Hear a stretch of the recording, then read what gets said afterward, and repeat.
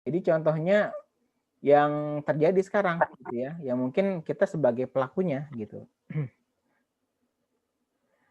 Nah, inovasi ya, ini merupakan hal yang menjadi unggulan ya, atau menjadi competitive advantage istilahnya di sini adalah keuntungan yang sifatnya kompetitif, baik bagi masing-masing individu atau sebuah negara gitu ya, untuk bisa negaranya itu settle ya. Kenapa? Karena memang tadi persaingannya bukan kelas ringan lagi. Yang tadinya mungkin kelasnya hanya satu wilayah, yang paling besar satu negara, tapi sekarang seluruh dunia. Ya sehingga persaingannya itu semakin luar biasa, semakin ketat lagi gitu ya. Nah, sehingga kalau tidak adanya inovasi, ya tidak adanya sesuatu yang baru gitu, yang bisa ditawarkan, ya kita akan kelibas. Ya akan kelibas apa namanya, dengan negara-negara lain ya, dengan negara-negara lain yang apa namanya, lebih lebih cepat ya dalam melakukan inovasi-inovasi. Ya memang kalau Indonesia kan apa, eee, terkenalnya itu sebagai negara yang konsumtif ya, negara yang sebagai konsumen gitu kebanyakan. Kita jarang jarang produksi maksudnya. Sedikit, bukan jarang, sedikit dibandingkan dengan kita itu, menggunakan produk orang. Ya kita lebih lebih senang menggunakan produk orang lain dibandingkan dengan, kita bikin sendiri produknya, gitu kan.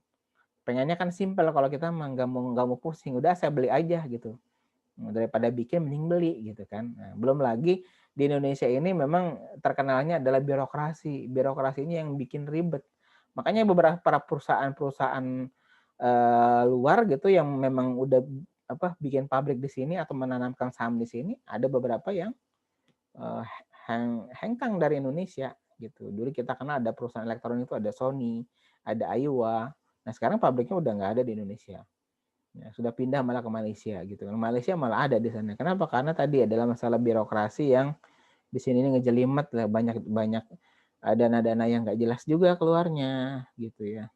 Dan yang lain-lain. Ini sekarang apalagi nih lagi rame-ramenya RUU ya. Apa namanya? Kerja ya. RUU tenaga kerja. Jadi itu membuat ya gitulah ya, membuat kita tuh dilema sebetulnya ya dengan kondisi kita sekarang. Ya tapi itulah bangsa kita ya. Bangsa kita yang memang notaben sifatnya seperti itu. Ya, kita lihat aja nanti apa namanya eh kedepannya bagaimana ya. Kita pokoknya kita tetap tetap tetap berada di pihak yang memang benar gitu. Yang penting mah itu aja. Baik, kita lanjutkan lagi ya. Nah, industri teknologi informasi sebagai salah satu industri kreatif selalu menghasilkan inovasi-inovasi yang luar biasa yang ya dimotivasi atau didorong oleh perkembangan teknologi informasi itu sendiri, baik dari sisi software maupun dari sisi hardware. Nah, industri teknologi informasi ini merupakan salah satu dari jenis industri kreatif. Apa sih industri kreatif? Industri yang memang selalu melakukan kreativitas, di situ ada kreatifnya gitu kan. Nah, selalu menghasilkan sesuatu yang baru. Inovasi kan sesuatu yang baru gitu kan, sesuatu yang diinovasi, sesuatu yang baru. Yang dia itu muncul karena adanya perkembangan teknologi. Ya. Memang rata-rata inovasi itu muncul itu gara-gara adanya perangkat, adanya hardware gitu. Ini contoh nih ya kasusnya atau contoh yang sudah kita rasakan adalah misal kita berbicara tentang hmm, ojek online lah, ya ojol gitu ya. Sekarang ada Gojek, ada Grab. Itu gimana sih awal mulanya itu dia bisa muncul? Nah, dia muncul itu gara-gara ada HP. Ya. Gara-gara ada HP, HP-nya udah smart, memiliki fasilitas GPS untuk pemetaan. Nah, sebagai seorang yang memiliki jiwa bisnis atau sense of bisnisnya hebat, gitu ya. Nah, itu mereka bisa melihat peluang-peluang, kira-kira nih peluangnya apa nih ya dengan adanya perkembangan teknologi sekarang ini yang kira-kira bisa dijadikan ladang bisnis, tapi bisnis itu pun juga menguntungkan bagi orang lain. Gitu kan. Mereka berpikir gitu kan. Oh iya. Apa ya? Lah, udah ide-ide itu muncul dari ini itu gitu kan. Contoh adalah ide untuk membuat sarana transportasi online. Nah, mereka sudah ini dulu, survei dulu. Nah, kira-kira kebutuhan manusia bagaimana nih saat ini? Dan kondisi yang ada sekarang bagaimana? Contoh, manusia sekarang pengen sesuatu yang sifatnya cepat, ya, cepatnya cepat, instan. Ya, terus apa namanya? Di transportasi bagaimana? Kalau kita lirik transportasi. Transportasi yang sifatnya konvensional, contoh kayak kamu pengen pergi dari satu tempat ke tempat lain.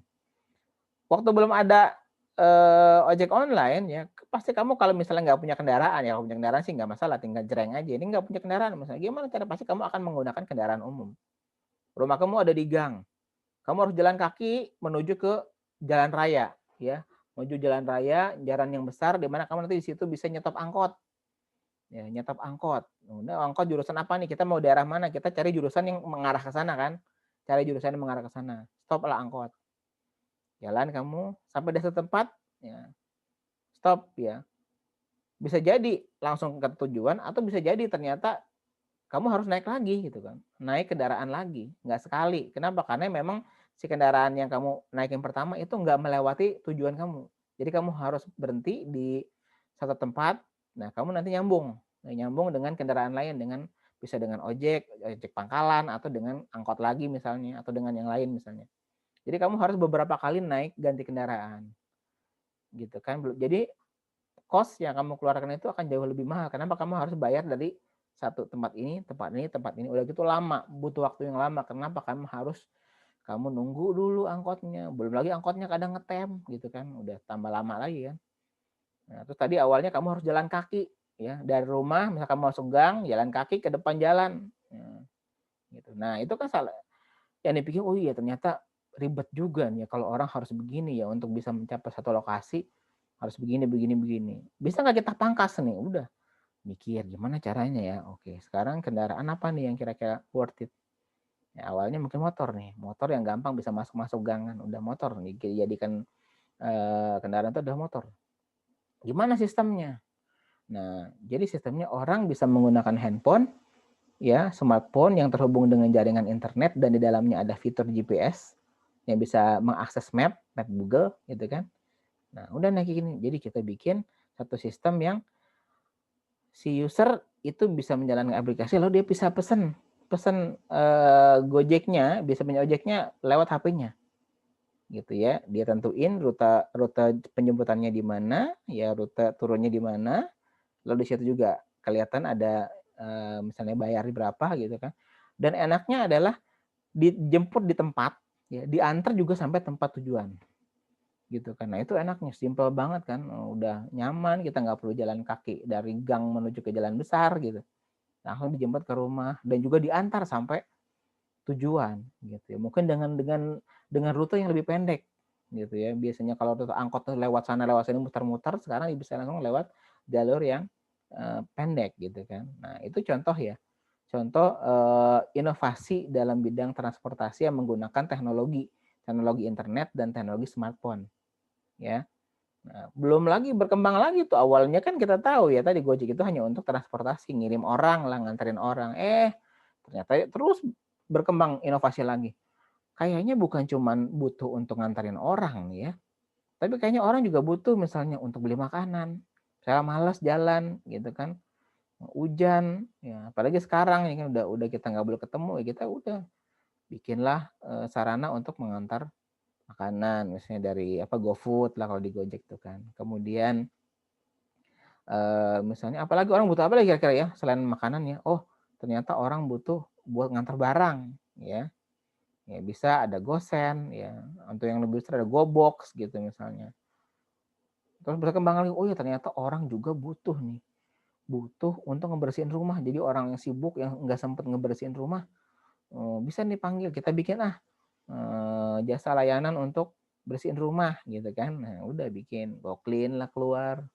Ya, kemudian ada lagi misalnya ini orang kayaknya orang kerja gitu capek ya ada misalnya gue massage gitu kan segala macam itu kan berkembang dari itu gara-gara orang butuh gitu ya sekarang kan pengen cepet gitu kemudian teknologinya mendukung ya udah orang yang punya ide atau pikiran ya untuk bisa ngembangin udah dimikir udah Ini kayaknya lahan bisnis yang cukup bagus. Selain kita bisnis untuk cari keuntungan, juga membantu orang gitu. Jadi win-win solution. Jadi kalau sekarang tadi win-win solution, kita tetap meraih keuntungan, tapi orang lain juga menguruk manfaat dari sesuatu yang kita buat itu.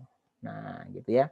Nah, jadi itu inovasi itu muncul ya di industri kreatif ya karena adanya perkembangan teknologi ya ini dari sisi hardware dan software. Biasanya software yang muncul gara-gara ada hardware-nya yang mendukung, software-nya muncul, ada hardware-nya, ada software-nya gitu kan, pasti itu sejalan terus begitu sejalan ya kita rasakan sekarang ya kan, nah kalau kita berbicara lagi handphone gitu kan, kita tahu gimana perkembangannya handphone. Mungkin kalian ngerasain dari handphone itu masih zaman Nokia dulu. Ya, zaman Nokia di mana handphone itu awalnya kan hanya alat yang digunakan untuk komunikasi ya, untuk komunikasi suara khususnya, komunikasi suara. Lalu berkembang bisa juga SMS ya, bisa menyampaikan pesan pendek. Itu kan awalnya itu kemampuan HP kan.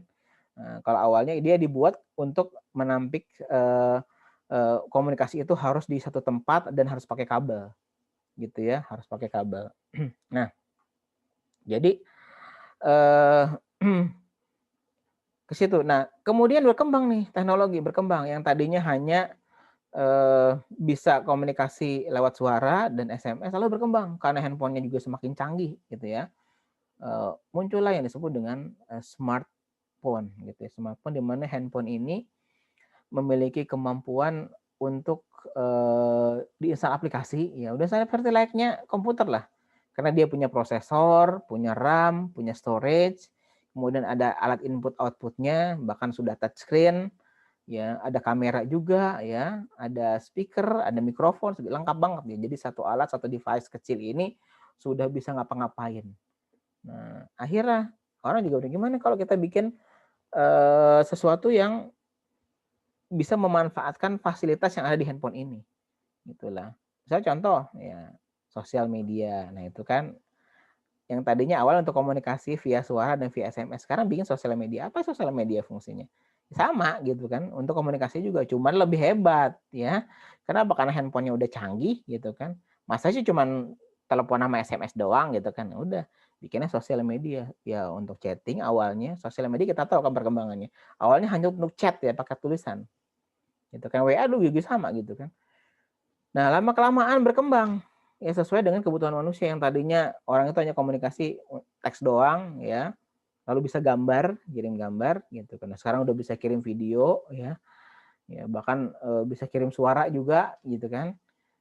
Nah, udah tuh. Jadi WA juga berkembang gitu kan. Jadi dia melakukan inovasi gitu untuk apa namanya? Bisa bisa eksis gitu ya. Bisa ini, bisa itu ya sampai sekarang bisa voice call, video call ya dan segala macam. Nah, itu dari sisi softwarenya ya. Nah, itu semua apa namanya? Kembali lagi adalah itu semua bisa terlaksana karena ada teknologinya ya, ada teknologi ya dan ada hardware-nya. Gitu. Oke ya, saya lanjutin lagi. Nah, para praktisi teknologi selalu dipaksa ya untuk bisa melakukan inovasi atau untuk berinovasi untuk menciptakan sesuatu yang baru ya di tengah-tengah industri yang sekarang sangat persaingannya ketat ya, kompetitif itu persaingannya ketat sekali. Jadi orang-orang yang bergelut di bidang teknologi ini dipaksa oleh siapa aja ya, terutama oleh pemerintah lah khususnya ya untuk bisa melakukan inovasi-inovasi. Ya kayak contoh di Gunadarma lah ya kayak saya lah sebagai dosen di Gunadarma. Nah itu dipaksa oleh kampus untuk kita melakukan riset atau melakukan penelitian.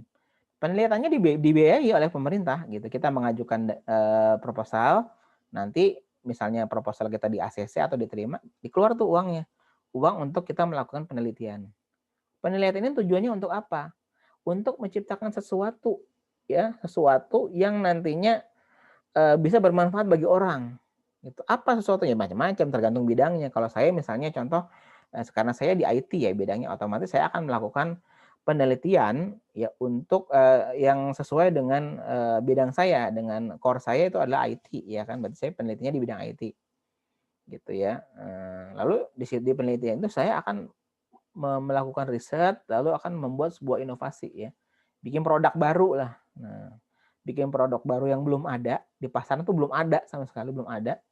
Nah, tapi untuk referensi kita boleh mengacu kepada produk yang sudah ada, boleh gitu. Tapi untuk referensi aja, bukan nyontek ya, tapi referensi.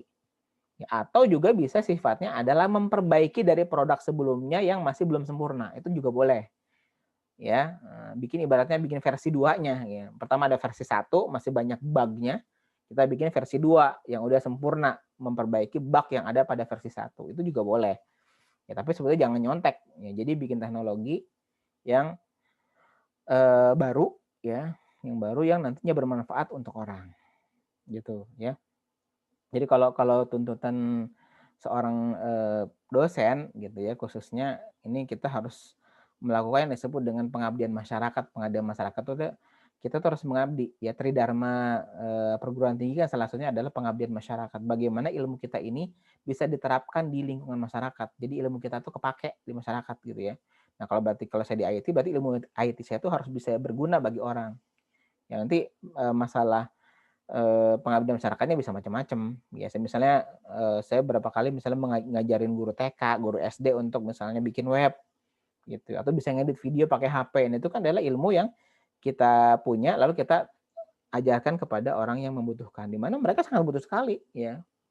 Kayak guru TK misalnya dia bisa gimana caranya bikin video dari HP gitu kan, di mana dia punya koleksi kegiatan-kegiatan anak-anak TK. Gimana cara ngegabunginnya, cara ngasih musiknya, ya cara sampai upload YouTube-nya bagaimana. Nah, itu kita ajarin. Nah, itu contohnya ya. Contohnya itu kalau untuk pengabdian masyarakat. Nah, jadi para praktisi teknologi itu selalu dipaksa ya untuk bisa melakukan penelitian, dan bikin inovasi-inovasi di penelitiannya itu yang memang nanti bisa berguna bagi orang. Ya jangan salah, produk-produk yang kita pakai nih, ya handphone lah contohnya, teknologinya ada 4G, ya 3G, itu kan semua tuh hasil riset, hasil penelitian. Bahkan tidak jarang hasil penelitian disertasi S3 itu ternyata dipraktekin, ya jadi produk akhirnya. Gitu ya. Jadi produk yang memang dipakai oleh orang banyak. Nah, kalau kamu bisa bikin produk yang canggih, nanti produk kamu dipakai, wah luar biasa. Kamu juga dapat royalti dari produk yang kamu buat. Ya, kita lanjutkan. Indonesia saat ini telah memasuki era pasar bebas di lingkup ASEAN atau kerap disebut dengan Masyarakat Ekonomi ASEAN atau MEA. Ya, MEA. Nah, jadi Indonesia ini adalah sebagai salah satu negara yang ikut terjun juga dalam era pasar bebas. Apa sih pasar bebas? Pasar bebas itu adalah marketnya tadi udah saya jelasin kan, marketnya bukan cuma di lokal saja, untuk di Indonesia saja, tetapi jualannya gitu, jualannya itu udah bisa ke negara-negara ya, bukan jual dan beli itu bisa ke seluruh dunia. Ya, ke seluruh dunia. Artinya kita bisa beli apa aja, jual apa aja ke negara-negara lain, bukan hanya di Indonesia. Gitu ya. Kamu kan mungkin pernah belanja, kalau saya beberapa kali pernah belanja. Barang saya itu ternyata barangnya diimport langsung dari luar negeri. Jadi saya beli di marketplace, ternyata di situ di luar negeri marketplace-nya gitu ya. Walaupun marketplace-nya ini Indonesia, tapi dia nge-link gitu ke luar negeri ya. Sehingga kita bisa menikmati produk-produk luar negeri gitu, itu kelebihannya. Dan juga kita bisa menjual produk kita ke luar negeri, itu kelebihannya. Nah, karena luar negeri otomatis kan pesaingnya banyak, bukan cuma dari Indonesia aja gitu ya, pemainnya harus dari luar, makanya kita butuh inovasi. Produk kita ini apa sih kelebihannya dibanding dengan produk yang udah ada di luar itu? Nah, itu yang menjadi nilai plus dan nilai tambahnya sehingga produk kita ini bisa laku nanti di pasaran gitu ya. Mungkin kalau teknologi kita mungkin ketinggalan jauh gitu ya, apalagi sama Cina, ketinggalan jauh kita gitu ya. Mungkin kita masih bisa di sisi apa gitu, di sisi kerajinannya gitu ya, yang mungkin eh, kita ini lebih lebih variatif kerajinannya gitu ya. Ya, nanti tinggal kita atur aja gimana caranya agar kerajinan-kerajinan kita ini bisa laku di sana gitu kan. Kan orang luar negeri senang sama produk-produk Indonesia, kerajinan-kerajinan yang misal dari rotan, ya dari bambu gitu kan, dari yang lain-lain gitu. Nah, itu bisa jadi produk yang bisa dijual di pasar. Era ini menghadirkan persaingan yang sengit dan kompetitif antar negara-negara di Asia Tenggara dalam segala bidang. Untuk memenangkan persaingan tersebut, Indonesia mau tidak mau harus memaksimalkan potensi sumber daya manusia dan sumber daya alam yang dimiliki. Nah, Indonesia kita tahu bahwa kita sebenarnya bersyukur kita tinggal di Indonesia dengan kekayaan alam yang sangat luar biasa. Sumber daya alamnya tuh banyak. Bahkan dulu ada lagunya Kus Plus, tongkat ditanam, ya tongkat ditanam jadi gitu ya. Tongkat ditanam jadi. Nah, jadi tanaman gitu kan. Tongkat ditanam jadi tanaman. Ya singkong contohnya misalnya. Saking suburnya, ya batang singkong ditancepin di tanah jadi. Nggak usah diurus, nggak usah dikasih pupuk, otomatis jadi itu ya. Saking gampangnya, saking suburnya tanah Indonesia sampai seperti tadi. Makanya orang luar negeri itu senang banget sebetulnya ngeliat Indonesia. Cuman Indonesia aja yang bodoh gitu kan. Bodohnya kenapa? Tidak bisa memanfaatkan atau memaksimalkan sumber daya yang ada di kita. Makanya kadang-kadang kita yang punya kita, tapi yang kerja orang luar. Freeport lah contohnya misalnya. Itu tenaganya tenaga asing. Padahal sumber daya itu sumber daya kita gitu kan. Dibawa ke luar negeri sama dia hasilnya kan. Rugi kita. Kenapa ya itu tadi Indonesia ya mau aja dibodoh-bodohin gitu ya, dan memang kita kadang-kadang orangnya malas gitu. Orang luar negeri kan memang workaholic ya, kerjanya luar biasa. Kita makanya kalah gitu kan. Padahal Betul, Pak. ya kita kemampuannya tidak kalah dengan orang luar. Ya, tapi kembali lagi bahwa memang Indonesia kan kita punya latar belakang ya, sifat bangsa kita seperti itu. Apalagi kalau kita memang dulunya udah kelamaan dijajah. Biasanya kalau bangsa yang keseringan dijajah tuh biasanya manut orangnya gitu ya. Jadi nggak keras gitu kan, gitu. Memang kita ramah bangsa kita gitu ya. Cuma itu tadi saking ramahnya akhirnya ya kalah sama orang luar karena terlalu lembut gitu kan. Nah itu dia. Nah, padahal sumber daya manusianya luar biasa. Sehingga kadang-kadang orang-orang yang punya kemampuan lebih gitu, malah mereka bekerja di luar negeri. Ya bekerja di luar negeri nggak mau bekerja di Indonesia. Kenapa? Karena mereka dihargai di sana. Ya, ya banyaklah contoh-contohnya kan. Kenapa sih nggak kerja di perusahaan Indonesia aja? Karena di sini saya digaji berapa gitu kan. Udah gitu kadang-kadang tidak ada penghargaan sama jadi payah saya. Jadi saya males. Ya contoh kayak Habibie lah. Gimana? Dia tetap di luar negeri kan.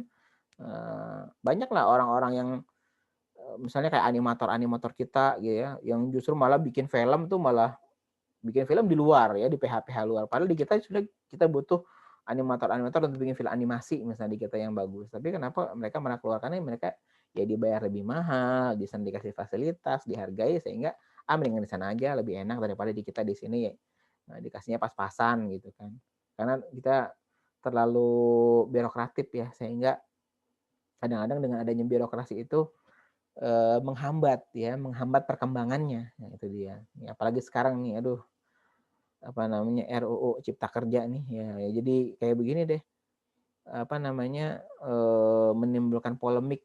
Ya, sekarang kita lihat banyak demo-demo ya. Semoga sih demo itu tidak berakhir dengan anarkis ya. Kita pengen disiplin ya karena memang negara demokrasi itu kan memang ya memperbolehkan adanya demo ya untuk komplain, ibaratnya untuk komplain, untuk klaim gitu bahwa misalnya sesuatu itu tidak menguntungkan masyarakat, apalagi khususnya itu bisa begitu, karena mungkin dengan kekuatan yang lain nggak bisa. Satu-satunya jalan adalah people power adalah kekuatan rakyat gitu yang memang akhirnya timbul ya, kayak dulu kan zaman Krismon itu kan untuk ngejatuhin rejim yang lama ya harus dengan demo gitu, mau nggak mau ya.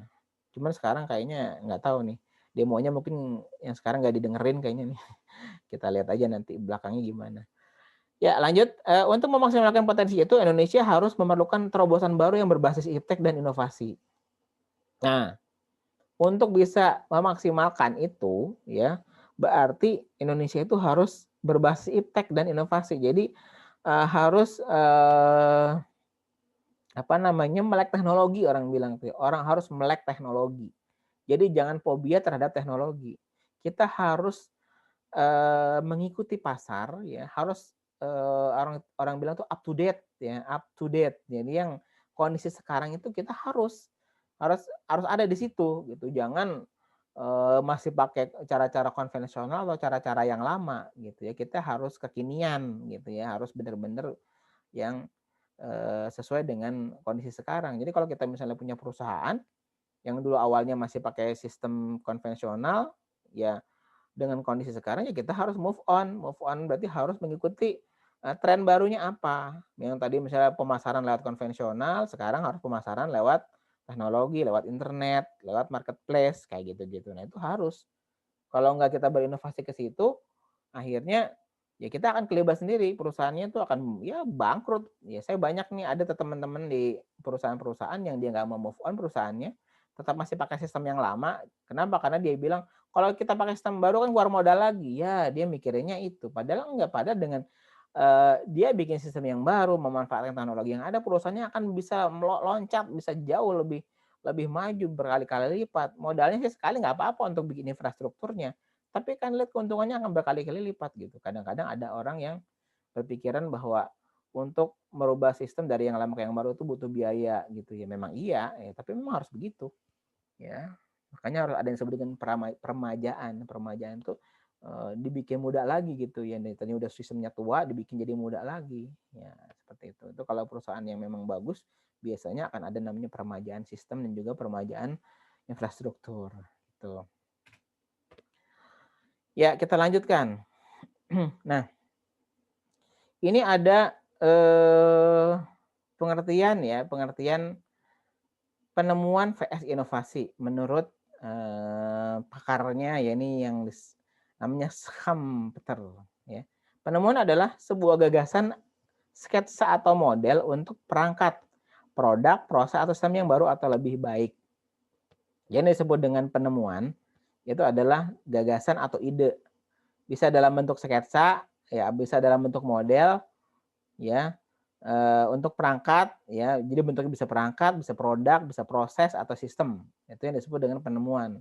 Nah, penemuan ini kan berarti menemukan itu bukan cuma sekedar asal-asalan terus dia nemu ya, kita nemu lagi jalan nemu barang gitu kan, itu nggak sengaja.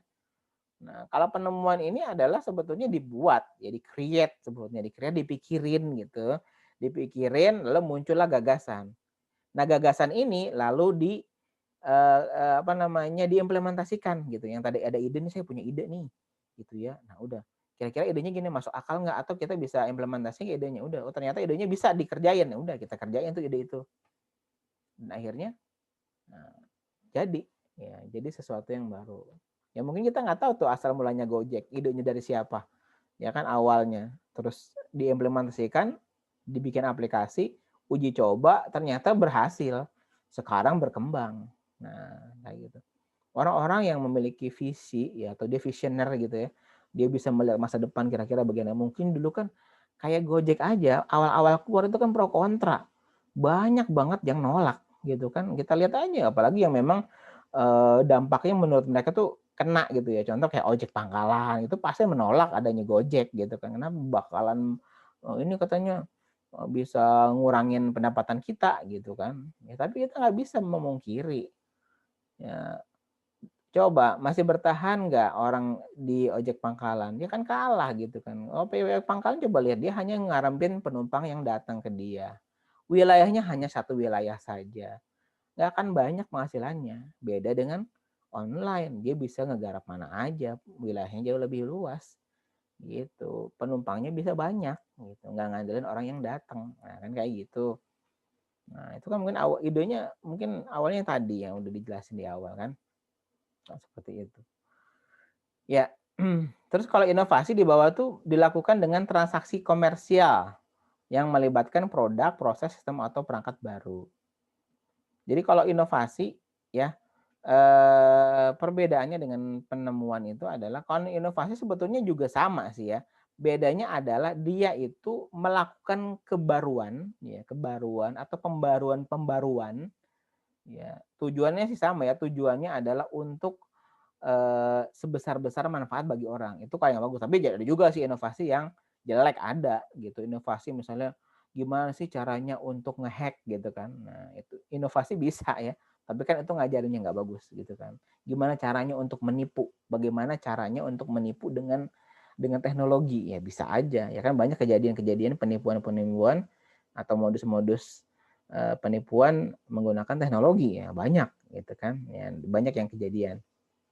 Nah, jadi kan inovasi itu adalah kebaruan, membuat sesuatu yang baru yang belum pernah ada sebelumnya atau memperbaiki yang sudah ada menjadi lebih baik. Itu namanya inovasi. Gitu. Dan inovasi ini pasti butuh butuh apa namanya modal, yang butuh biaya untuk operasionalnya. Nggak mungkin kalau nggak ada modal ya nggak bisa, gitu ya. Tetap harus ada cost-nya ya untuk bisa melakukan inovasi, gitu.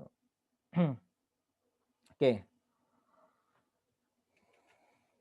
Nah, tipe inovasi ya itu ada 3.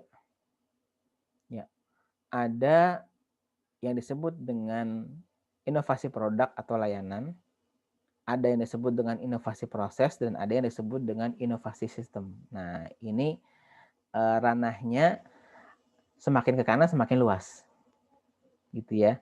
Jadi yang kalau disebut inovasi produk atau layanan itu adalah bentuknya produk, ya. Jadi hasil dari inovasi itu bentuknya produk.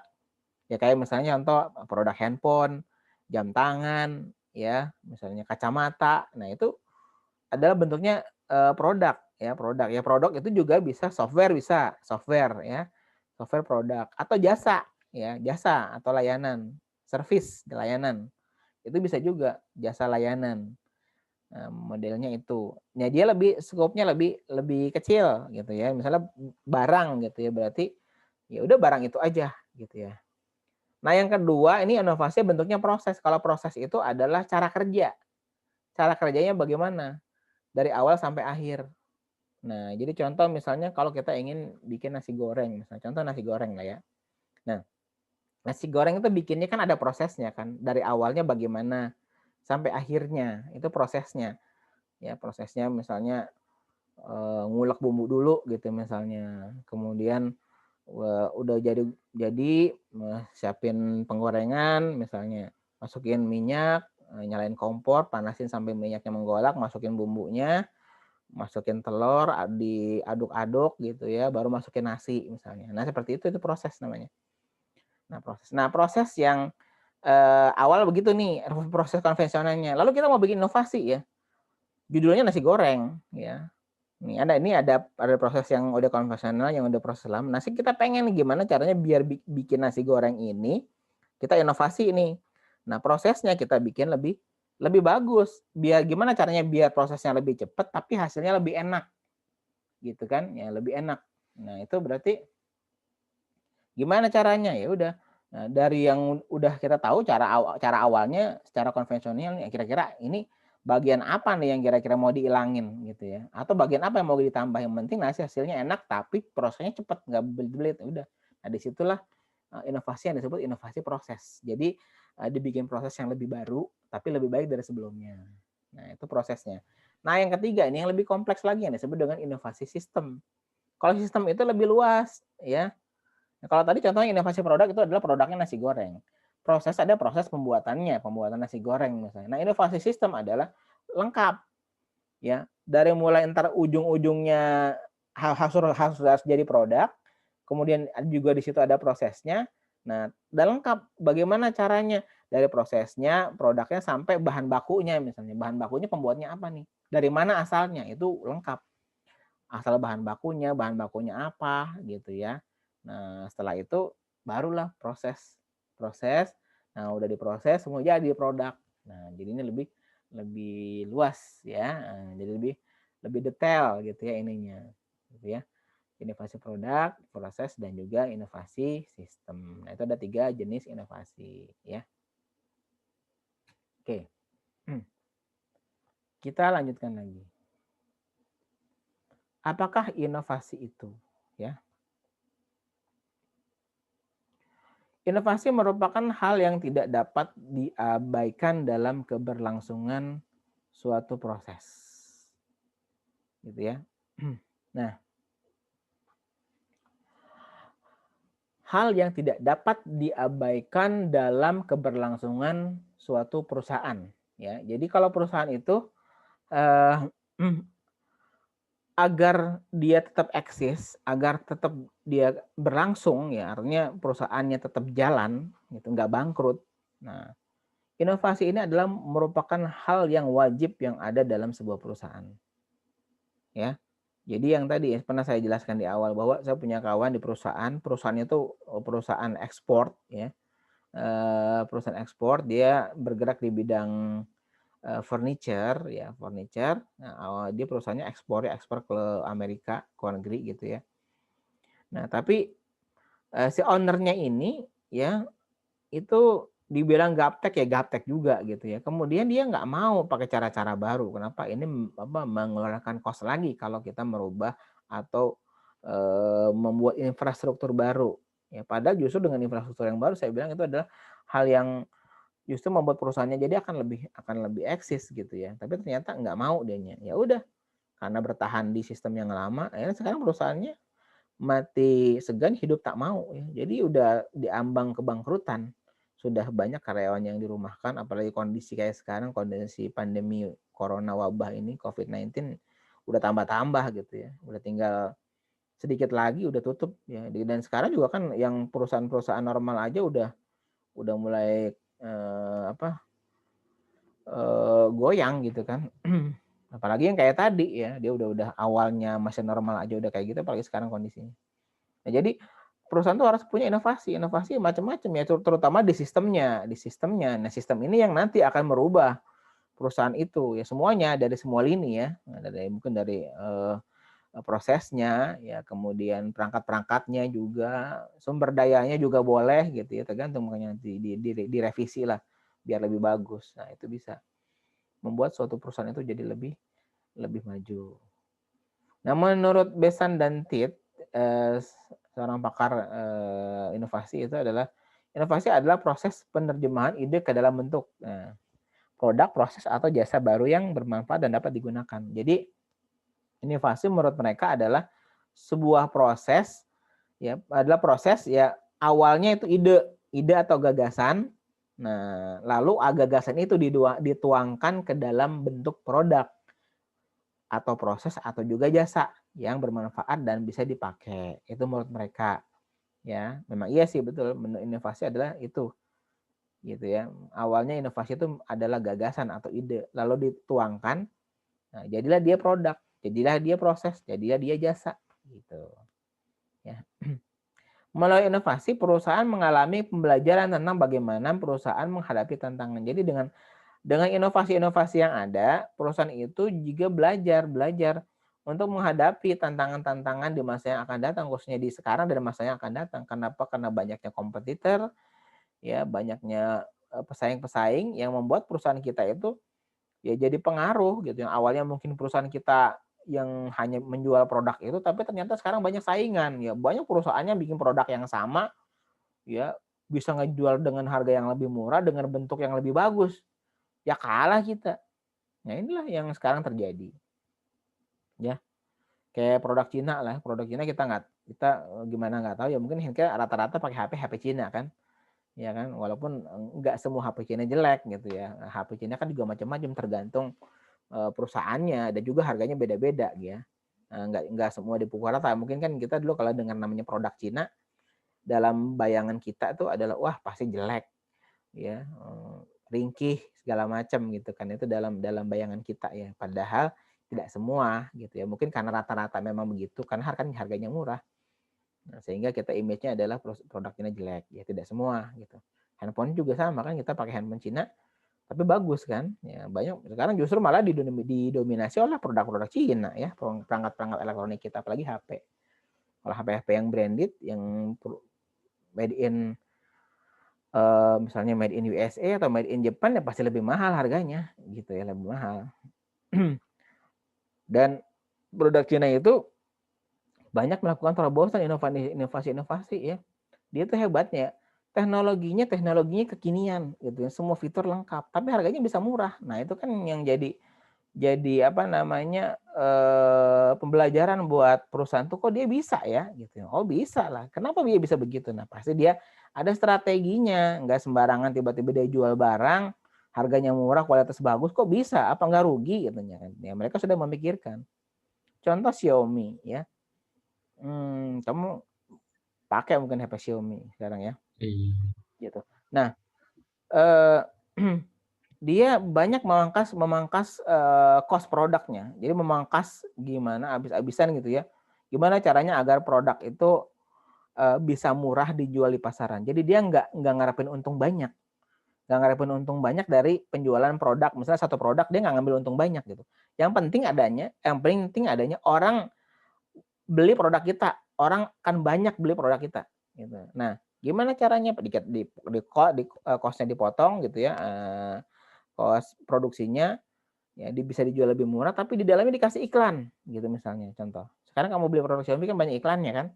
Atau misalnya beli produk China lagi, misalnya beli Iya, Vivo atau beli misalnya Realme. Iya, Pak.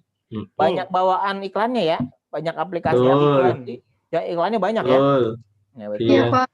Nah, Banyak iya, Pak. banyak. Nah, mereka ngambil keuntungan dari iklan itu gitu ya. Dia bisa ngejual harga murah dengan teknologi yang baru, tapi kok ini gitu ya. Nah, bisa. Nah, sementara kalau handphone branded yang lain gitu kan, ya dia ngejual dengan harga yang murah gitu kan. Ya kamu bandingin misalnya Samsung lah, nggak usah jauh-jauh, Samsung handphonenya dibandingin ya dengan misalnya yang sekelas gitu kan, kemampuannya sama, ininya sama gitu kan. Tapi ini harga misalnya yang Samsung harganya 4 juta misalnya.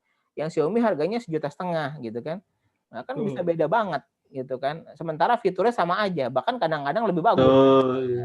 Begitu misalnya, itu contohnya ya. Nah itulah yang terjadi sekarang. Jadi benar-benar persaingannya juga sangat ketat gitu. Makanya perusahaan itu harus banyak belajar bagaimana caranya agar perusahaan itu tetap bisa maju ya. Kemudian bagaimana cara menghadapi tantangan-tantangan karena banyaknya perusahaan kompetitor gitu.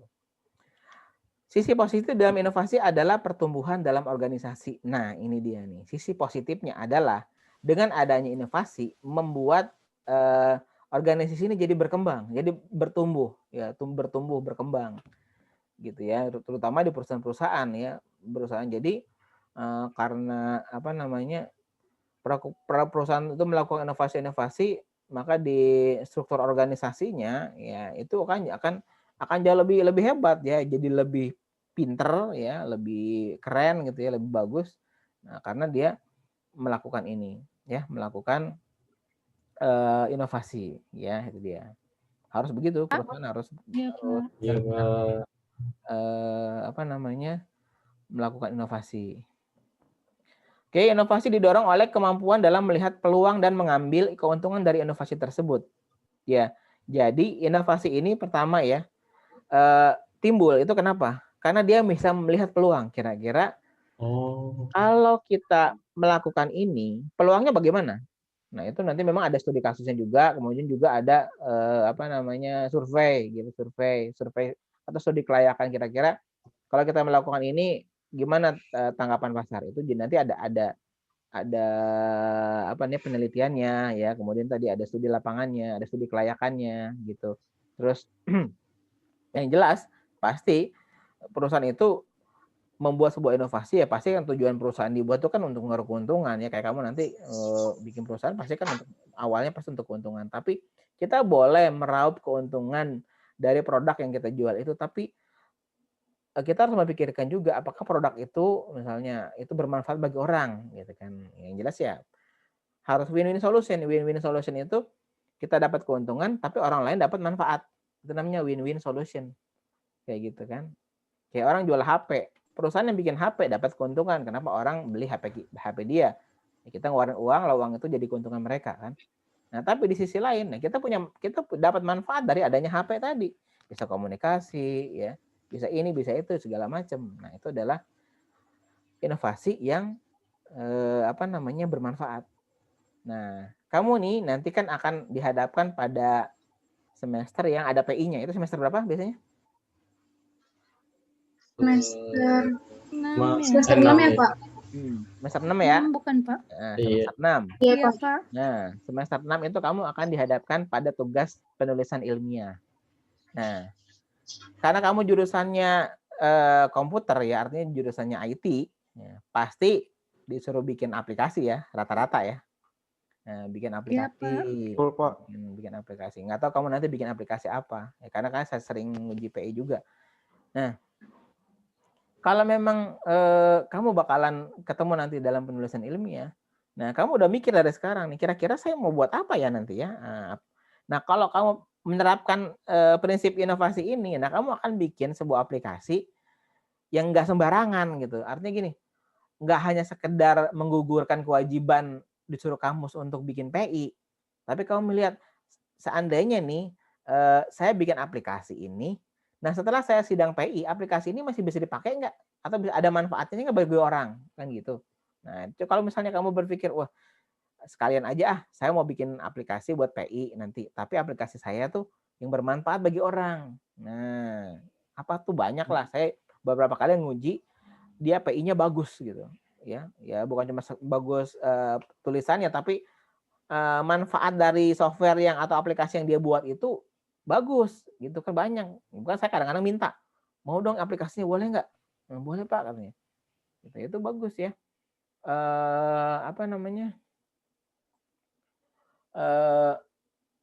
Bermanfaat bagi orang ya, bagi orang untuk bisa juga menikmati ya manfaat dari hasil penelitian kita atau hasil dari PI kita tadi. Nah, itu kan apa namanya?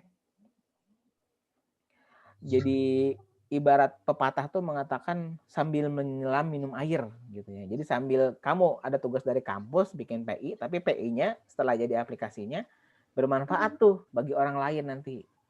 Nah, nanti tinggal kamu nih, tinggal mikir, kamu kan punya ide atau gagasan-gagasan apa ya? Nah, kamu mikir lah tuh. Nah, untuk referensinya kan bisa googling nanti. Kamu bikin apa ya? Bikin apa ya? Gitu. Bikin yang pertama jangan yang udah kebanyakan orang bikin gitu ya. Yang kalau bisa yang belum ada gitu ya. Belum ada. Kalau misalnya, wah ternyata udah banyak ya. Ya coba cari apa namanya ide untuk mengembangkan aplikasi yang udah ada juga boleh gitu. Nah, seperti itu ya.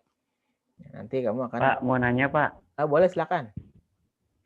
kalau misalkan apa namanya suatu brand yang misalkan Samsung ngeluarin apa tipe HP, misalkan Samsung Galaxy S7, terus kemudian nanti ngeluarin lagi S8, itu inovasi atau kreasi Pak? Oh ya. Nah itu inovasi juga ya. Bikin produk yang baru ya. Misalnya keluar S7, S8, S9, S10 misalnya. Nah, itu inovasi yang jelas dia biasanya membuat produk itu pasti lebih bagus dari sebelumnya. Itu ciri inovasi ya. Membuat misalnya produk tersebut jauh lebih baik daripada sebelumnya. Ya, baik dari sisi macam-macam kalau HP kan misalnya fiturnya, ya kecepatannya gitu kan itu pasti. Nah, selanjutnya begitu. Tapi kan tujuan utama inovasi itu adalah kan dia tuh mengambil keuntungan. Yang jelas yang namanya perusahaan tuh bikin produk kan untuk dijual ya. Untuk meraup keuntungan, untuk produk dia tuh bisa dibeli oleh orang, itu tujuan awalnya. Nah, perusahaan itu agar settle, ya harus sering melakukan inovasi. Berarti kalau misalnya perusahaan bikin HP, ya bikin HP terus, nggak boleh berhenti. Dari S1, S2, S3, S7, S10, S20, nggak tuh sampai S berapa, sampai S100 kali nanti. Ya nggak ada batasannya gitu. Nah, dia harus terus berinovasi terus. Nah, biasanya inovasi-inovasi itu timbul seiring dengan kebutuhan manusia. Pasti itu kebutuhan manusia lah. Manusia pengen segala sesuatu yang cepat sekarang kan. Jadi kalau lama sedikit pakai komputer, lama sedikit pakai HP lola ya, buka WA lola ya misalnya. Pasti udah malas gitu kan. Nah, mereka terus apa namanya berinovasi dan inovasi itu biasanya terkait tadi kepada kebutuhan manusia. Juga ada survei-survei nanti. Survei kan suka ada survei gimana tingkat kepuasan memakai produk kita itu ada surveinya. Suka ada kan tingkat kepuasan pemakai menggunakan produk kita apa aja. Oh produknya ini, oh kurangnya di sini, lebihnya di sini. Nah itu nanti ada survei lagi yang tujuannya adalah untuk memperbaiki kekurangan dari produk sebelumnya, lalu membuat inovasi baru untuk apa namanya menutupi produk-produk yang dulunya yang memang ada kekurangannya. Begitu, jelas nggak? Jelas, Pak. Oke, baik. Jelas, Pak. Nah, jelas. Ya, boleh ada yang mau nanya lagi nggak sebelum dilanjutin? Ada yang mau tanya? Yuk, ada yang mau tanya? Apakah ada yang mau tanya? Ayo. Tidak, Pak. Nah, tidak. Oke, baik kalau gitu kita lanjutkan lagi. Ini udah jam berapa sekarang nih? Udah setengah 5 ya? 5, Udah. Pak. Udah setengah 5. 16.36, Bi. 16.36. Mau dilanjutin? Apa enggak? Kalau materinya belum habis dilanjut aja, Pak. Masih ada ya? Masih belum habis. Dikit Siap. lagi. Nah, soalnya kita harus ngundi ini ya, ngundi untuk diskusi nanti buat presentasi. Ya, kita lanjutkan lagi materi kita. Oke.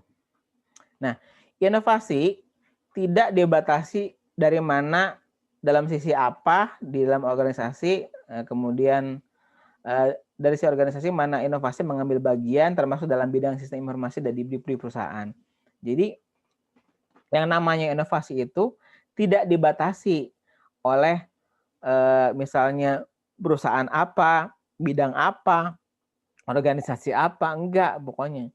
Pokoknya apapun sesuatu yang baru yang dibuat ya itu yang nantinya bakalan jadi sebuah produk ya dan itu bermanfaat, itu masuk ke dalam inovasi. Jadi tidak dibatasi dari mana dan dalam sisi organisasi mana inovasi itu mengambil bagian, termasuk dalam bidang sistem informasi dari perusahaan. Jadi kan inovasi macam-macam tadi ya, bisa bentuknya produk, jasa misalnya, atau sistem gitu. Jadi dia nggak dibatasi oleh itu, apa saja boleh, tidak ada pembatasan. Yang penting selama inovasi itu bermanfaat bagi orang, itu sah-sah saja. Yang penting jangan inovasi sifatnya merugikan orang, gitu ya.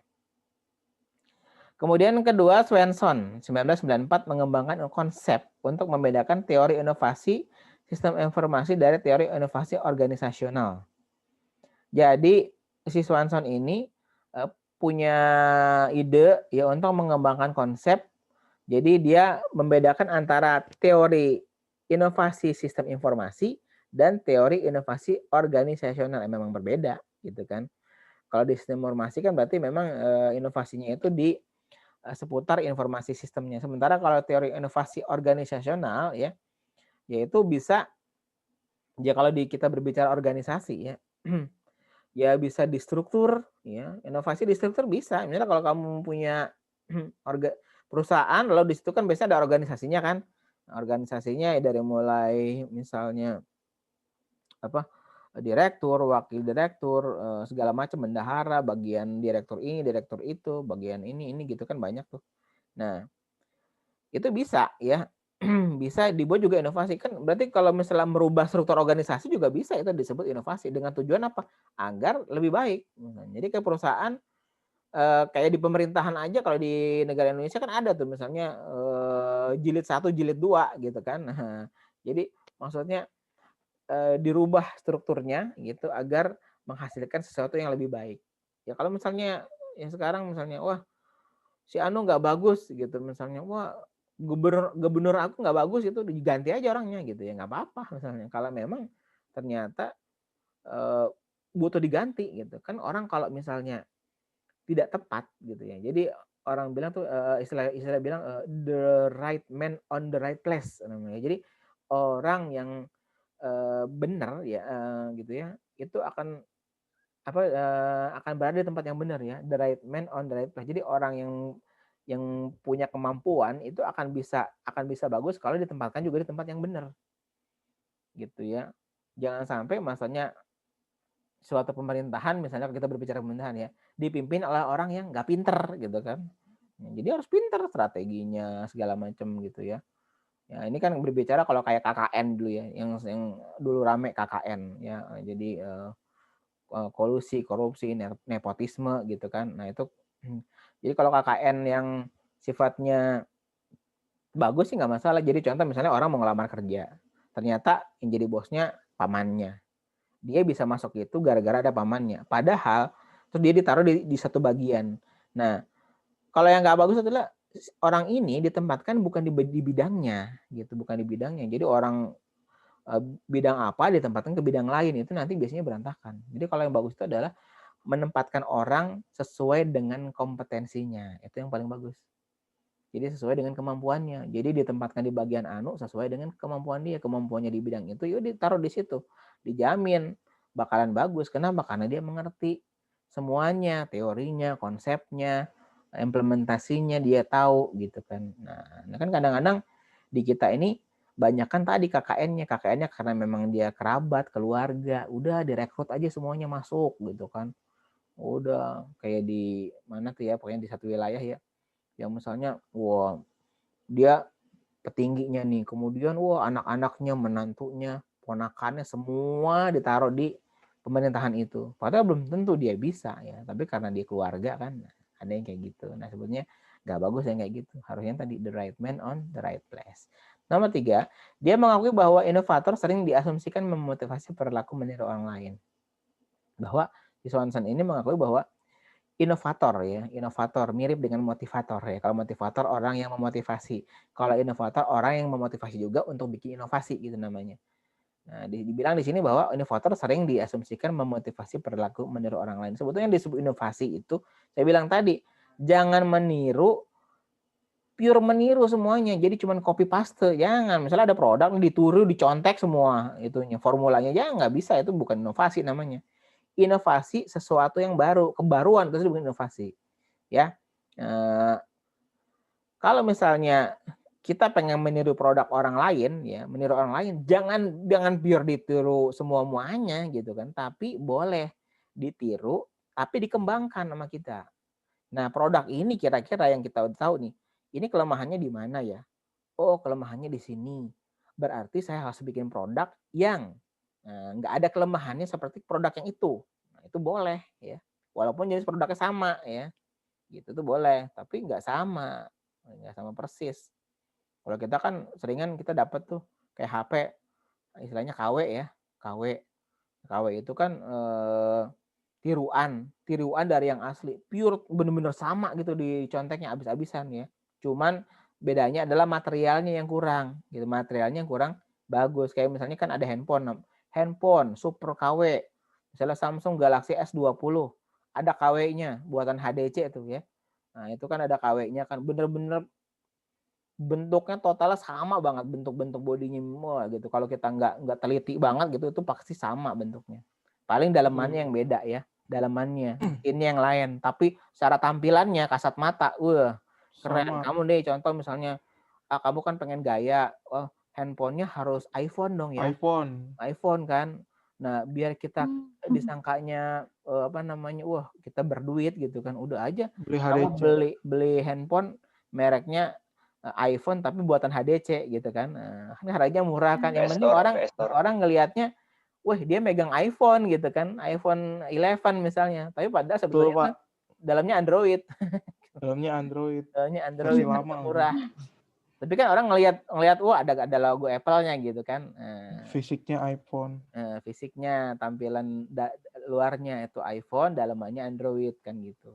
Nah, sekarang orang tergantung kan, ada yang pengen gengsi katanya pakai yang produk Apple aja. Yang penting kelihatan Apple-nya walaupun dalamannya cuma Android gitu. Nah, ada yang punya sifat kayak begitu ya. Ya kita janganlah kayak gitu. Apa adanya aja udah ya. Gitu. Nah, terus saluran komunikasi adalah perhatian utama untuk proses adopsi, dan Swanson berpendapat bahwa saluran ini secara signifikan dibedakan menurut information system jenis inovasi. Jadi saluran komunikasi adalah perhatian utama untuk proses adopsi. Jadi yang disebut dengan komunikasi itu adalah perhatian utama untuk mengadopsi sebuah hal gitu ya.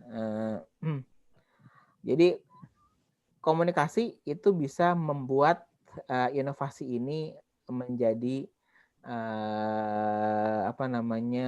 hal yang utama gitu ya. Karena memang kalau namanya inovasi pasti nggak lepas dari yang namanya komunikasi ya, pasti dilakukan proses komunikasi ya untuk bisa melakukan hal-hal yang bersifat baru gitu kan. Kita bisa juga melakukan inovasi itu bertanya pada seseorang ya, atau juga bisa konsultasi sama seorang yang memang pakar di bidang itu ya, atau kalau sekarang sih mungkin di era internet ini kita bisa cari tahu jawabannya di Google gitu kan, kalau memang jawabannya ada gitu kan. Tapi bisa juga apa sih sekarang yang nggak ada kan, mungkin rata-rata kamu kalau nanya-nanya di Google kan Nggak bisa ini, cari di Google. Nggak bisa itu, cari di Google gitu ya. Karena memang udah disediakan Iya, banyak. Pak.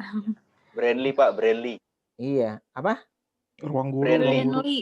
Brandly. Iya paling lengkap itu Pak. Oh gitu. Asli. Oh asli. Itu biasanya buat nyontek apaan?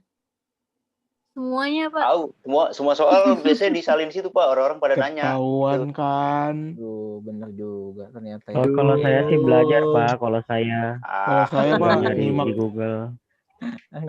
Tahuan kan. Iya. Ya, nggak apa-apa sih. Nggak apa sih. Ya, emang gimana sekarang kayak gimana nih? Era online kayak gini, kita nggak bisa menutup kemungkinan juga. Ya, karena orang ada sediain ya. Itulah. Betul, Pak. Iya, Pak. Gitu. Cuma ya Betul. ya serba salah juga ya kita apa namanya mau ini juga nggak bisa karena memang ada ya udah disediain. Terus ya tinggal kita aja bijaksana gimana caranya. Walaupun kita ini tapi kita harus ngerti gitu aja. Jangan cuma nyontek apa adanya. Kita sendiri nggak ngerti apa yang kita contek. Gitu kan? Dion, dengerin Dion. Iya, Pak. Banyak kan gitu nyontek doang udah nyontek jawabannya. Tapi kita kagak ngerti ya. Dion, dengerin Yang Dion. penting tujuannya adalah nilainya bagus, gitu kan? Gitu. Baik, udah jam berapa ini kita? Kita mau, udah. Jam Wah, udah mau jam 4.47. 5, udah. Stop dulu dah. Mau ini apa? Kita undi dulu nih untuk kelompok yang akan maju minggu depan. Kemudian juga nanti sekaligus saya kasih materi untuk dibahas ya. Dulu ini udah di-share ya tadi ya? Apanya Pak? Dulu kelompoknya. Oh udah. Udah, Sudah Pak. Pak, sudah. Iya, ntar Sudah, saya buka dulu sebentar, saya buka dulu. Baik. Kelompok. Totalnya ada ada 6 kelompok ya. Iya Pak. Ada 6 kelompok. Itu dulu. Ada 5, Pak, kelompoknya. Iya. Tahu. Oh, ini banyak ya? Oh, banyak ya? Punya Bapak yang paling bawah Pak. Oh Punya iya, Bapak. oh iya. Ada nama dosennya. 1, 2, 3, 4, 5. Oh iya. Oke, baik. Ternyata dosen lain juga bikin kelompok ya? Semuanya Pak. Semuanya ya. Iya, karena memang di Iya. era kayak begini memang harus mau nggak mau ya, karena buat nambah Iya, nilai Pak. juga. Ya baik. Ini jadi satu kelompoknya ber-6 nih. Banyak amat 6. Iya, Pak. Nggak apa-apa deh. Ya udah. 6. Harus sih nggak usah banyak-banyak. Bukan apa-apa, nanti malah kalau kebanyakan orangnya itu yang kerja dikit. Yang lain cuma numpang doang, bener nggak? Bener banget. Iya. Itu mah Dion doang Pak. Itu mah Dion down, Pak. Iya, ini 6 nih misalnya. Bahkan ada yang 7 gitu kan. Yang kerja 1 apa 2, yang lain cuma numpang. Gitu. Parah emang. Iya, parah. Nah, saya nggak mau begitu ya. Pokoknya ini semua harus terlibat Semuanya nih kerja, orang-orangnya nih. Orang-orangnya harus terlibat ya, terlibat aktif. Baik itu nanti bagi-bagi tugas aja.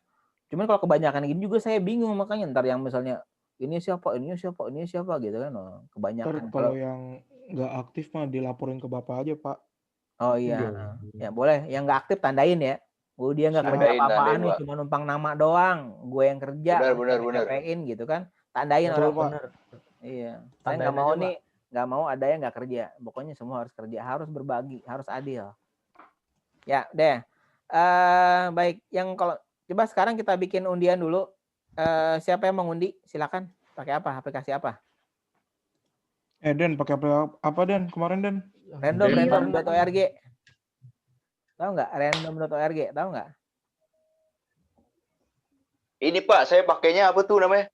Tiny Decision. Ya udah silakan, boleh apa aja aplikasinya. Coba diundi. Buka Yon, hajar Yon. Buka Yon. Apaan aja Pak namanya? Hah? Apa nama iniannya? Apa undiannya? Namanya kelompok 1, 2, 3, 4, 5. Ya, angka aja 1, 2, 3, 4, 5. Oh, Nanti kita kocok nih. Yang duluan keluar itu yang maju duluan gitu. Oh, iya, Pak. Ya, gitu.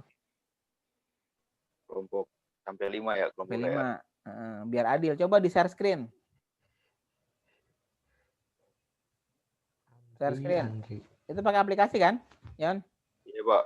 Coba kamu share screen pakai laptop nggak kamu? Saya pakai HP, Pak. Pakai Bisa pakai ya, HP. Coba Udah. pakai laptop aja deh. juga. Ada share screen HP nggak? Bisa. Emang Ya, bisa? Coba Harusnya bisa. coba share screen HP-nya ada nggak pilihan share Bisa. screen di HP? Bentar, Pak. Nah, Tuh, share screen saya biar pernah kelihatan. tahu lagi. Oh, ini share nih. Dari HP bisa, Pak? Bisa. Share screen ya, tulisan share screen. Share screen ya, oke. Klik. Start now. Mantap. Ya udah keluar tuh share Udah, screen. Pak. Ya udah keluar. Hati-hati, Yon. Ketahuan, Yon. Hati-hati. Udah. Udah. Ini, Pak. Udah, Pak. Oke, silakan diputer. Yang catat siapa nyatet? Aura, catat, Ra. Aura. Nyatet Dion, Pak. Ya. Dion, Aura, Pak, ya. Dion. Kita catat Aura. Aduh. Eva deh, Eva. Klik. Eva. Ya, Ya udah. siapa aja dah. Siapa? Klik, coba. Eva nyepet. Klik, Ini Yon. gue deh. Udah telanjur. Ah. Ini udah gue ambil. aja nih, Bapak Dion. Ya, coba Yon, coba ayo. diputer Yon. Dar.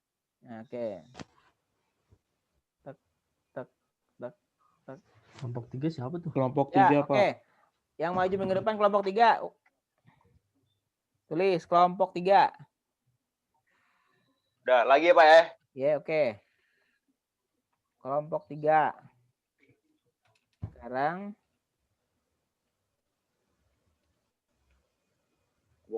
kelompok 4.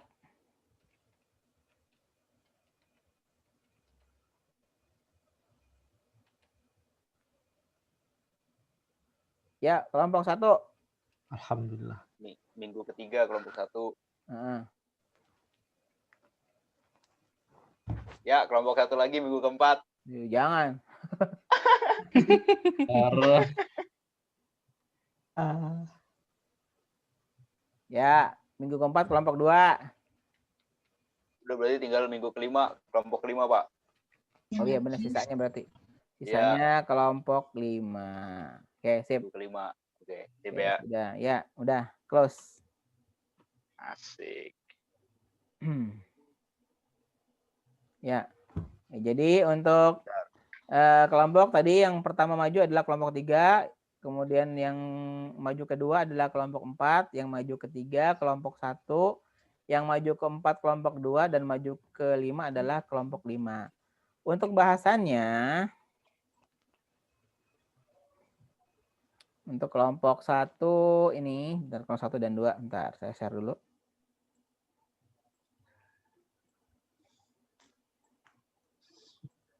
Ya, ini tugas pertama untuk kelompok 1. Bisa dicatat ya tugasnya. Foto aja boleh, Pak. Ya. Tentang sejarah perkembangan sistem atau teknologi informasi, baik itu perkembangan hardware dan softwarenya. Silakan dibuat presentasinya dalam bentuk PowerPoint dan juga satu lagi dalam bentuk video. Ya, jadi 2. Dalam bentuk PowerPoint dan dalam bentuk video. Di mana nanti di video, nah pokoknya nih seluruh tim itu harus muncul gambarnya di situ, ngomong di situ. Nah, sambil ditambahin dengan boleh gambar, boleh video juga dari YouTube gitu. Pokoknya diperkaya konten videonya dengan gambar dan juga dengan video. Udah sering kan ngeliat di YouTube kan? Misalnya ada channel tuh calon sarjana. Nah, dia tuh nyeritain macam-macam gitu kan. Ada kan di YouTube ya? Nah, jadi nanti kamu coba menjelaskan mengenai sejarah perkembangan sistem teknologi informasi dari sisi hardware dan juga dari sisi softwarenya. Itu kelompok yang 1. Kelompok 2 yang bawahnya, ya, review produk perusahaan IT yang inovasinya memberi pengaruh yang signifikan bagi masyarakat. Ya, kelompok 2. Kelompok 2 mereview produk perusahaan IT yang inovasinya memberi pengaruh yang signifikan bagi masyarakat. Nah, banyak tuh ya. Jadi produk itu memberikan pengaruh kepada masyarakat inovasinya. Nah, banyaklah, tinggal dicari nanti produknya yang kekinian, yang up to date ya, yang sekarang, yang baru berarti ya, bukan yang lama. Ya, kelompok 1, kelompok 2. Udah nih, udah jelas nih ya. Bentuknya 2 ya. PowerPoint sama video. Videonya tolong diupload di YouTube. Nah, di YouTube terserah mau pakai channel siapa silakan. Di Gitu. YouTube, Pak. YouTube. Baik, Pak. Nah, dan jangan lupa tugas karenanya ini kan soft skill ya. Soft skill kan harus diupload di blog sama student site ya. Iya. Nah, jadi PPT-nya, PowerPoint-nya diupload di blog pribadi kamu. Begitu juga link video YouTube-nya juga disertakan di situ. Di tugas atau penulisan, Pak? Apa? Ya, nanti diupload di itu juga nggak? Di student site. Iya, boleh diupload juga. Di situ kan itu disuruh tuh di tugas student site ya. Jadi diuploadnya 2 di blog juga, di student site juga di menu tugas. Uploadnya per kelompok apa gimana, Pak? Uploadnya kalau per kelompok kan berarti cuma 1. Jadi uploadnya pribadi aja, tapi dalam satu kelompok. Tapi di satu kelompok ada 6 misalnya, 6 orang ya 6-6-nya upload. Nggak masalah. Oke, siap. Nah, oke. Ya, sudah. Ini kelompok 1 dan kelompok 2 ya. Kemudian sebentar, kelompok 3. Bentar, saya klik. Kelompok 3 itu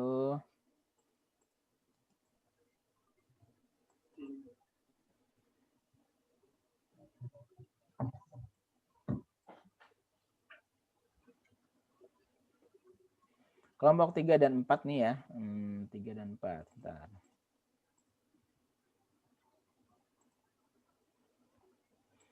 Ya, ini tugasnya nih.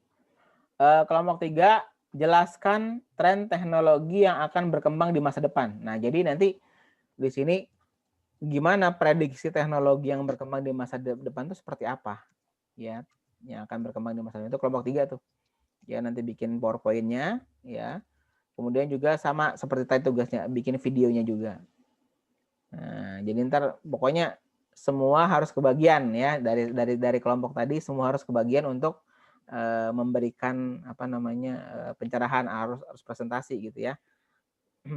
Kelompok 3, kelompok 4, kelompok 4 itu adalah jelaskan mengenai teknologi cloud computing ya. Cloud computing tuh itu kan sekarang zaman cloud ya.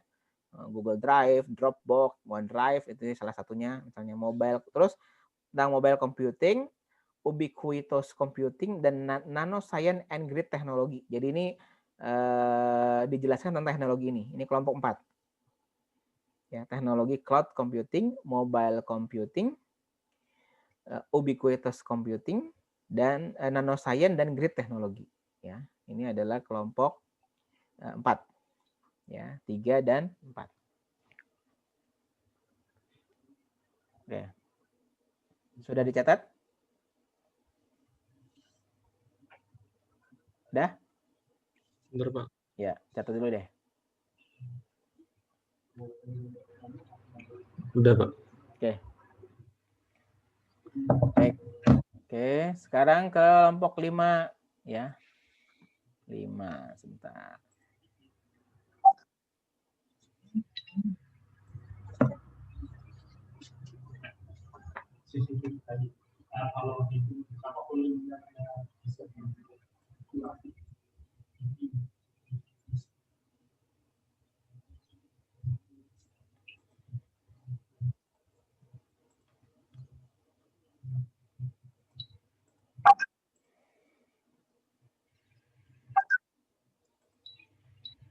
Ya, kelompok 5. Kelompok 5 ya, buat konten video mengenai review tren teknologi new media di bidang kesehatan. Jadi, buat konten video mengenai review tren teknologi new media ya di bidang kesehatan. Contohnya telemedicine, teknologi games untuk terapi, smartwatch untuk kardio dan lain-lain. Jadi di sini tugasnya adalah mereview tren teknologi ya yang khusus dalam bidang kesehatan. Jadi kan sekarang tuh banyak tuh teknologi dalam bidang kesehatan, misalnya ada gelang pinter ya, kemudian ada smartwatch gitu kan, kemudian ada misalnya apa? Pengobatan yang jarak jauh gitu ya dengan telemedicine gitu ya. Kemudian juga ada games-games yang dipakai untuk terapi, ya itu contoh-contohnya. Dan yang lain-lain banyak lah. Gitu. Itu nanti tolong dibahas ya. Dibahas jadi perangkat-perangkat new media dan teknologi di bidang kesehatan. Ya, oke, sudah ya, jelas. Kelompok 5. Jelas, Pak. Baik. Ya udah ya, ini saya tutup.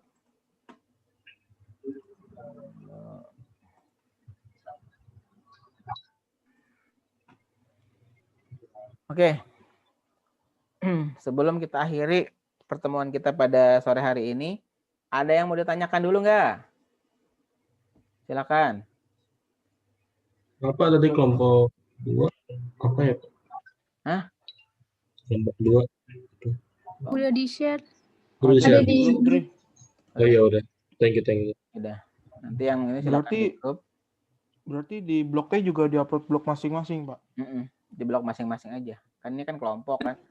Nah, cuman nanti pokoknya sesuai dengan kelompoknya aja. Di blog masing-masing kalau itu. Tapi nanti ditulis juga boleh sih nama kelompoknya boleh. Ditulis nama kelompoknya siapa. Tapi di blog masing-masing. Untuk ngeramein student site juga. Siap. Oke, Pak.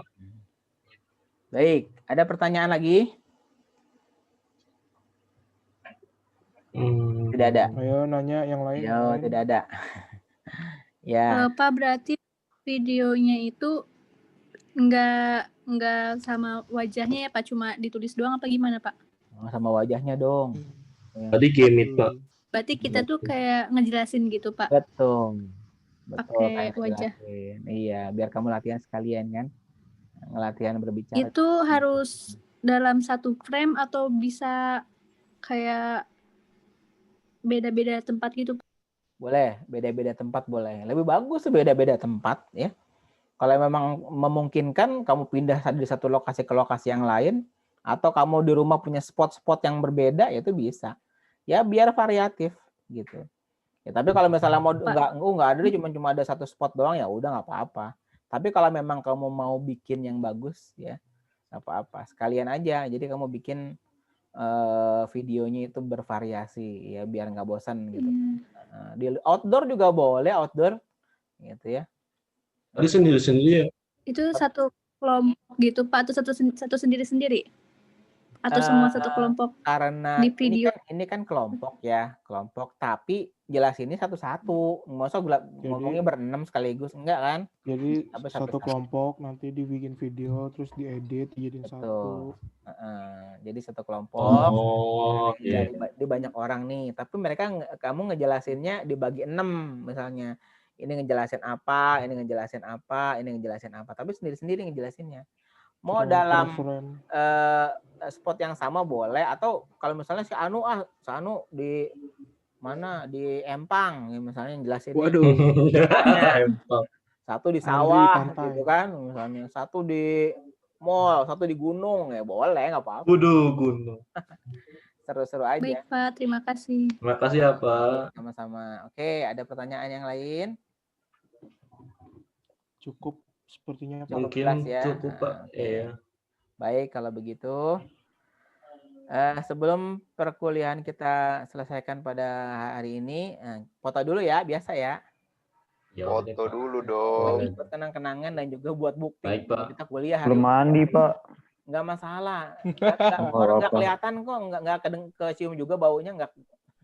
Takutnya, Pak. Hidungnya pada tajam. Pak belum lagi, Pak. Ya udah, oke. Silakan diaktifkan kameranya semua. Ini ada 2 halaman, jadi yang pertama halaman 1 dulu. Saya capture halaman 1, ya kemudian nanti baru halaman 2. Oke, siap. Pak, backgroundnya ginian nggak apa-apa ya, Pak? Mana? Nggak apa-apa. Oh, Pak. Ini kok yang lain belum? Ini kok ini ada LDKS apa nih? LDKS. LDKS tuh siapa tuh? BPSPT. BPSPT udah ya? Siap. Nih belum nih. Sekar Arju. Udah. Apa lagi? Siap? Ini Sekar kok nggak ada Ya. gambarnya? Kar. Ada apa Sekar tuh? Ada Iya, bener, gambarnya. Pak. Ijatul. Bisa. Iya. Lagi nonton Andi drakor, Pak. Aduh, bahaya nih. Bentar. Drakor Lia, mulu. Lia. Iya. Teteh Lia Nah, gimana siap. Teteh Lia? banyak drama Ayo, Korea. udah belum nih? Apa? Udah, siap. Ada. Oke. Nah, kan seru nih. Semuanya ada Seru. mukanya. Nih, siap. Prima seru. Oke. 1 ya, semuanya senyum. Ini halaman 1 dulu ya. 1, 2, 3. Oke, Nyapa. kita dulu. Bentar, saya cek dulu nih, udah masuk belum? Ntar belum masuk lagi. Bentar. Saya halaman Lagi berapa, tadi, Pak. Pak? Halaman, bentar dulu. Pak, harusnya disebutin Pak halaman 1 siapa Pak? Oh, gitu. Saya udah Nggak gaya. apa-apa, nggak apa-apa, 2 kali. Udah, bentar. Nah, halaman 2. Nggak apa-apa, biar senyum lagi walaupun nggak ke-capture kan udah halaman. Udah, halaman 2 nih. Halaman 2 nih ada yang belum muncul nih gambarnya. Muhammad Siapa? apa nih? Zidan, bukan. Muhammad Sapi'i. Nah, belum. Oh, Razan Ilyasa sama Sylvia. Belum muncul. Supi. Selfie. Sylvia udah, nggak Pak. ada jaringan, Pak. Oh, jadinya itu ya. Nggak apa-apa, berarti nggak kepotong, nggak apa-apa ya. Nah, Saya basis berapa? siap. Berapa ya? Oke. 1, 2, 3. Nah, sip. Dion. Ya. Nah, saya save dulu. Woi, buat lu Yon. Save dulu. BTW itu saya kena gak ya? Kena Saya pakai jempol lagi. Nah, tenang aja kena. Oke, baik. Berarti perkuliahan kita pada hari ini cukup sampai di sini. Semoga penjelasan yang tadi saya paparkan sedikit banyaknya ada yang di ngertiin ya, ada yang memberikan Alhamdulillah. juga sedikit banyaknya. Alhamdulillah. Terima kasih atas perhatiannya. Mohon maaf atas segala kekurangannya. Sampai jumpa minggu depan. Jangan lupa tugasnya dikerjakan. Nanti kalau ada apa-apa yang perlu ditanyakan, silakan diposting di grup aja. Ya. Baik, Pak. Baik. Baik, Pak. Terima kasih. Wassalamualaikum Terima warahmatullahi kasih. wabarakatuh. Terima kasih Pak. Waalaikumsalam warahmatullahi wabarakatuh. Waalaikumsalam warahmatullahi wabarakatuh.